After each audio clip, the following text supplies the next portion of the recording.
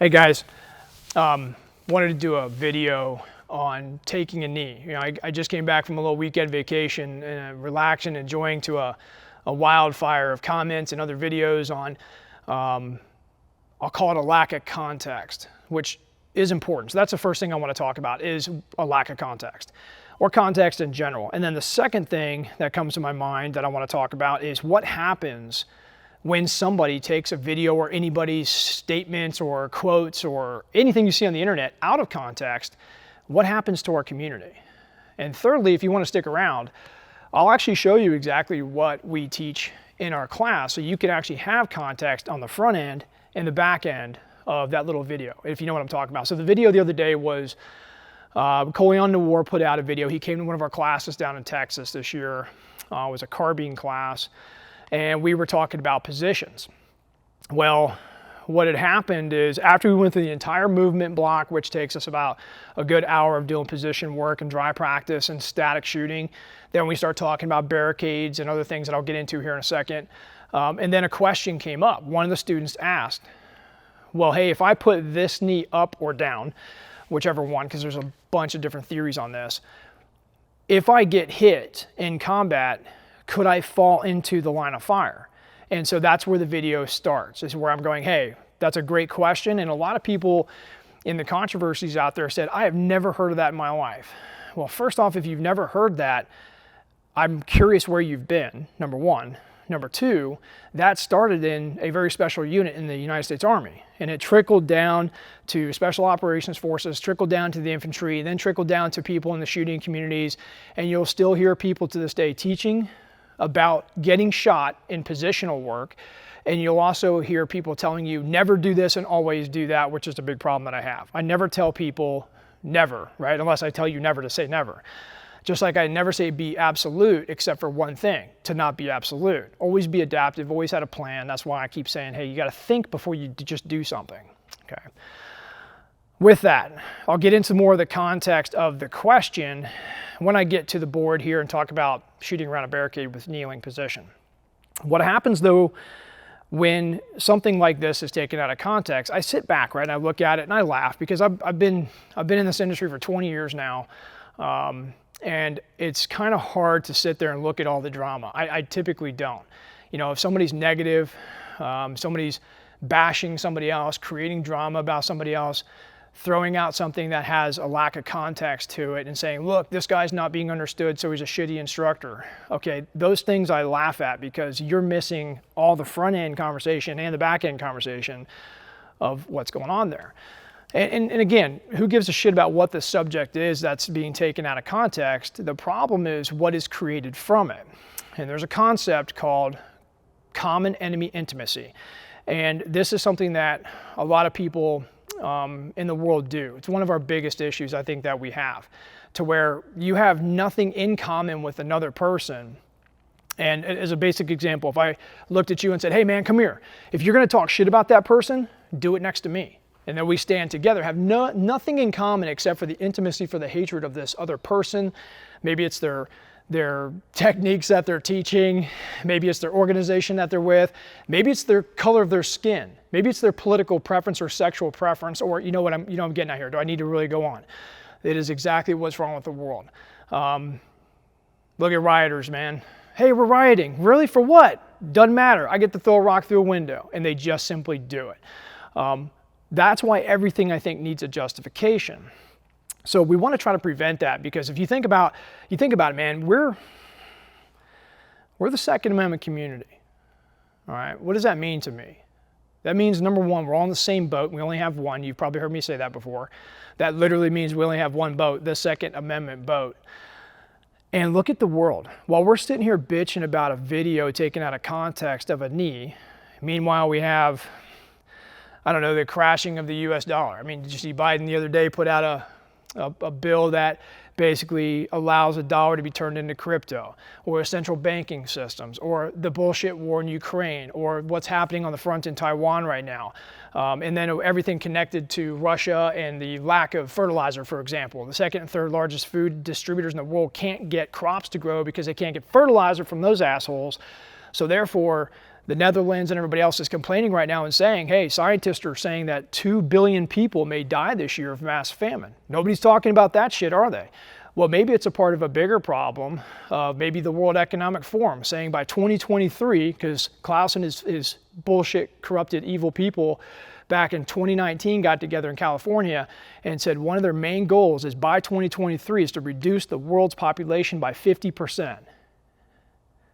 And then everybody claps in the audience. Like, are you shitting me? Those are the things that are real problems that we're up against. And yet we're creating common enemy intimacy inside of the very community that's supposed to fucking stop it. That's my problem. So I don't give a shit what you teach or about a knee or about what gun you choose or what brand or who or what or where and why and when. It's about, can we at least come from all different pathways of life and maybe come to the same conclusion about at least what the state of the world's in. And maybe we won't bitch and fight as much. Maybe we won't just put up a post, because if you are the type of person that puts up a post about somebody else, are you, and I'm asking this question, I'm not telling you anything here, but ask yourself this question. Look in the fucking mirror, sit on the corner of your bed, do whatever you need to do, and say, would I actually go up to that actual person and say that same thing that same way? You probably wouldn't, I guarantee you. Okay, especially when you're talking about people getting shot in a gunfight when you haven't ever been in a gunfight. And yeah, when you're talking about people getting shot, which I've seen numerous times next to me, okay, I take that shit very serious. So if you've never seen or felt that, be careful talking to somebody else that has. And that's not a threat. That's just saying, look, there's ignorance and there's knowledge, and then there's execution of all of those things that you know or that you don't know. So unfortunately, or I guess fortunately, you could say, people that have exposed themselves in combat to horrible situations are probably going to be a little bit more passionate about it when they teach it. And then people that haven't, they'll try to simplify it for you. They'll try to say, hey man, just keep it simple. You're using a bunch of big words and stuff. Well, first off, we can understand those big words because we're human beings, we have a conscience, and we have the ability to think, right? We have the ability to become smarter every single day. So the fact that somebody would have the audacity to simplify the most horrible, terrible situation that you might have to go through in your life, a gunfight, I think needs to be rethought. I think that's a bad idea. So, of course, I don't want to overcomplicate things, especially when I only have 3 days typically to teach a group of people, or share, I should say, knowledge to a group of people. It's very hard. It's not easy, man. It's the hardest thing I've ever tried to do. And every day I get up and I sit on the corner of my bed and go, am I doing the right thing? Am I creating the right context for people to understand? Because yes, there's people out there I still get people come up to me and say, hey, every day, the Magpul Dynamics videos you did 15 years ago, how you revolutionized the industry, man, I still believe in that stuff every single day. And I'm like, dude, that's 15 years ago. We need to adapt and evolve and keep moving. Nothing against those things that people have done, or even myself, but I like to stay adaptive and keep moving forward, okay? So that's one of the biggest things that I have an issue with is like, guys, don't forget what community we are. Right, you look back in the history at the great ones, right? The Coopers, that generation of shooters, which gave us the platform that we stand on today to share this information with you. Those guys are iconic, man, and we have to respect those men. And then you look back to the people that fought in these past wars. Look at the people that all the way back, like my grandfather's in the American Revolution War, back in 1776, right? They're out there fighting their asses off for this little small ass sliver of freedom that we still have. And that's why I always like to say, dude, if you do the math, at 8 billion people, we're 4.5%. That's it. That's the last free stand on earth. And guess whose time it is? It's ours. It's our time. It's not my dad's time anymore. It's not my grandfather's time. It's not my kids' time yet, but it's coming very close. So what am I doing right now to actually educate people and move you forward as a community that's going to have to potentially stand up and fight? Because as you know, this history of these tyrannical and corruption and evil inside of a government has always maintained the same. It's cyclical. It just comes back around. And man, I'm really scared that very soon history might repeat itself. So what are you doing to create a stronger community? Regardless if you're right or wrong about this shit, right? You're still out there sharing and helping people. So that's my 2 cents. I don't mean to kick a dead horse there, but I think when something as simple as a video or somebody's statement online is taken out of context, just ask. And I'll tell you, because that's my job, is to share. That's what I love doing now. okay, sharing information. So guys, with that, common enemy intimacy, let's dump that shit really quick, because other people, the enemies that are watching us do that to ourselves, what do you think they want? It's exactly what they want. Every time you fight on the X, which is what we're doing right now, that's what they want. Keep you on the X so they can keep ambushing you, keep machine gunning you, keep blowing you up until there's nothing left. We've got to band together, okay? So with that, I want to get into the kneeling stuff of how we go about sharing that, because I think it's important, right? So I'm going to give the context again here. The first thing that we always do is start out with the mechanics of the human body, right? We dive into that pretty deep. We love human movement.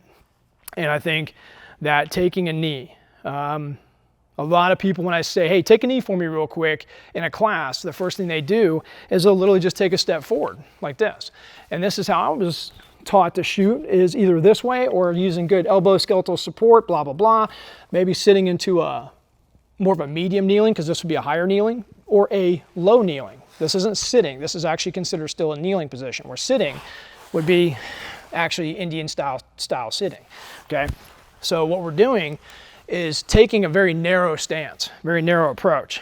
Well, you even get 10-mile-per-hour winds on you, you might wonder why this sucks so bad. So what we want to do is just slide the foot out a little bit, so we're building a bigger base, all right? So as I step out, I also step to the left if I'm taking the left kneeling position, okay? What I mean is the direction left.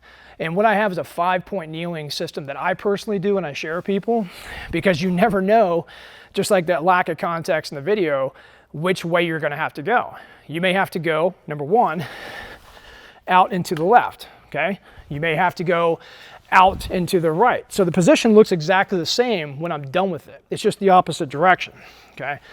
You can also go back into the right. See the X starting to form here, okay? And then you can also go back into the left. So all 4 of those positions look exactly the same when you're finished and you're on the ground. So again, efficiency, as I step forward, dots on target as soon as the knee kisses the ground. It doesn't slam the ground. I got taught to really drop knees hard on the deck, as hard as I possibly could. Well, I want to go fast, but I also want to just go as fast as I can softly kiss the ground with my knee, especially if you got a lot of weight on, or I see a lot of the guys in the Marine Corps, especially the Marines, dropping to 2 knees with full equipment on. Try doing that on concrete. It sucks. So that's why I prefer going to a single knee, unless I'm already down there and now I'm around vehicles and I'm starting to move around. Okay, then I can get into a different position. The 5th and final is more of a hasty kneeling. So let's say we're standing around, nothing's going on, and all of a sudden I hear a crack across my head. Somebody shoots at us, somebody yells gun, whatever. You would squat to a knee, okay? So no feet had to move at all there, which is kind of like this take cover really quick position. You can see I just kind of went to a knee. So that's all it would be. Out and left, out and right, back and left, squat to a knee. And that's the fastest one, but not necessarily the most stable. Because you can see I got a little bit of a more narrow base here. What I want to prevent is if you do this one, don't squat down to where you really drive this knee forward and you go into this hardcore hyperflexion right here. What I want to do is pull that back, because I've had 5 knee surgeries. So I'm pulling that back to a comfortable position. And of course I've got good stability and mobility here. That would be my final position. So I'd remember that, come back up in my dry practice, drop down and stop there. Don't let it go forward. Okay, so that's the difference in the hasty kneeling. This is in hyperflexion as well, but it's not as mobile as this one, because you can really start to stretch those tendons and ligaments in there. You don't want to do that. So that would be the 5-point kneeling. Are there more kneelings than that? Yeah, there's a ton more kneeling than that. But we're talking about hasty kneeling really quick, getting into it. And of course, as I get into that final position, look at my side posture here. I'm not bending over, okay? I'm leaning forward. If I needed to get lower, I can do this, okay? Because I want to have the straight lines, because straight lines are strong, angles in the body are weak. Not to say that I can't mount up on something and do that, because now you have a whole different style of kneeling positions when you're mounting on a car, on a wall, on a tree or whatever. So yeah, there's probably 40 different types of kneeling positions when you start to add in all the environments and other variables. Speaking of variables, on this barricade right here, kind of what we were talking about in the course when the student said, hey, if you put your knee up or down, in this case, you get shot, you fall outwards into the gunfight. So come around here so you can see that side. Now, what we were talking about here is if I get, scoot over just a little bit, Greg, for me, right there. Like imagine that straight line, if you can see that, from you, the threat, in relation to the wall. Let's say this is a brick wall, right? And I see a shooter around a corner, dude's robbing the place, active shooter, whatever. And then I have this imaginary line that I don't want to step across. Because as soon as I do with my outside knee, can you see my outside knee? Yes. Okay, so I pin that knee inside of that imaginary line, so when I pop out, all you see is the gun in my head, okay? That would be minimizing the exposure, because I've asked myself, what do I need to do, and what's the risk I'm about to take in this particular scenario? So the scenario is what depends. It's not, you don't conform yourself to a barricade, in this case a wall, a vehicle. You don't conform to the thing that's not trying to kill you. You adapt to the thing that's trying to kill you, all right? The human being on the other end. So if I take and switch, which is what the Army started teaching a long time ago, and then I pop out, as I stretch out, what happens? You can see knee, quad, calf, foot, right? The foot's kind of hidden, but as soon as I stretch out, I have to stretch all my body over the top of that knee to support myself. So now what we have is a mobility kill. Okay, so we don't want that. So come here and I can show you back here what's going on. When you take and keep this knee up and you start to pop out, your body starts to bend, okay?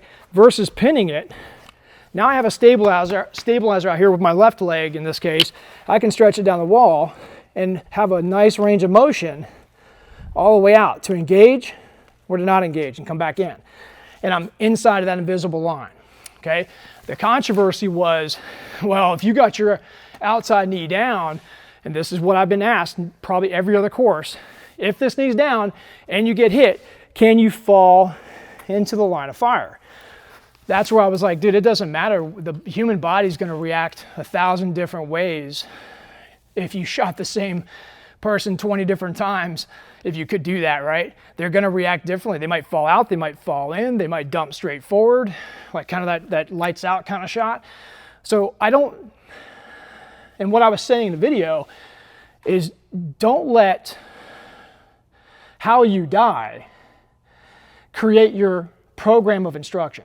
Okay, that's what I was meaning by that, which of course brings up the other controversy of the statement that was misunderstood. How you practice dying is exactly how you die. So let's talk about that for a second. First off, where does that come from? I think that's important context. It's not something I made up. Matter of fact, it was made up over 2,000 years ago by the Stoics. Okay, so if you heard the concept memento mori, eventually we must die, or today you might die. So let your thoughts, your words, and your actions be driven by that thought. Yeah, if I go out today and get hit by the proverbial bus, did I live the best life I possibly could? So it's just a basic philosophy that I personally live by. Secondly, in the art of war, which is what we're practicing here, is a long game, right? It's not a short game, because war has no desire to associate with your short-term ambitions whatsoever. So again, what are you doing all your life to train and prepare yourself for this worst-case scenario that you come up against? Hopefully it's very adaptive. Hopefully it's very open-minded. It's not always do this and never do that. Right? That's a bad idea. So again, I think a good idea is to look at this concept of when I am engaging in the act of martial arts and firearms or swords or anything else that we deal with, I'm actually practicing the art of dying because I've accepted the fact that if I go into battle, like I have many times in my life, that there's an 80% probability that today I can die. If I kick open a door, even with 25 other hitters, and there's assholes inside with automatic weapons, there's a good chance that I could probably go home in a body bag today. And we accept that fact. We understand what that risk is, and we're willing to take it. That's the difference between men of action and all others. So how I practice dying, in the art of dying, because I'm accepting the fact that if I go in and I'm going to potentially die today, I'm going to make sure that I don't. Because how I practice the dying aspect is exactly how I die. So if I practice stupid shit, then I might die. If I practice things that are adaptive and open-minded and give me flexibility in a situation, okay, maybe I won't die. Those are the things that trying to add a little bit more context to philosophy in the warrior community, which we've forgotten about, right? We've forgotten about that. There was always the tie to that. Just like the monks, you always were a monk before you were a warrior. The samurai was always living as a monk until they had to take out that sword and cut another man down, right? And they always had the saying that, like, look at the internet, man. Look at how many threats. There was literally threats on some of those threads. I'm like laughing my ass off, because if a man's worth threatening, he's worth killing. So keep your tongue, just like your sword, prudently sheathed until it's time to cut his ass down. Okay, and that means hopefully you'll never have to. And that's what I mean by thinkers before shooters. So guys, hopefully that cleared up some of the controversies, and maybe you got something out of the learning block and the kneeling and how we present it in a non-absolute way, creating context and preventing this common enemy intimacy in a day where we have got to come together. We have got to. Whether you agree, disagree, like each other or not, there's many men that I've fought next to on the battlefield that I didn't like, but I'd die for them, just like you. I'm Travis Haley, guys. Thanks for joining me. Stay sharp, be safe, and die free.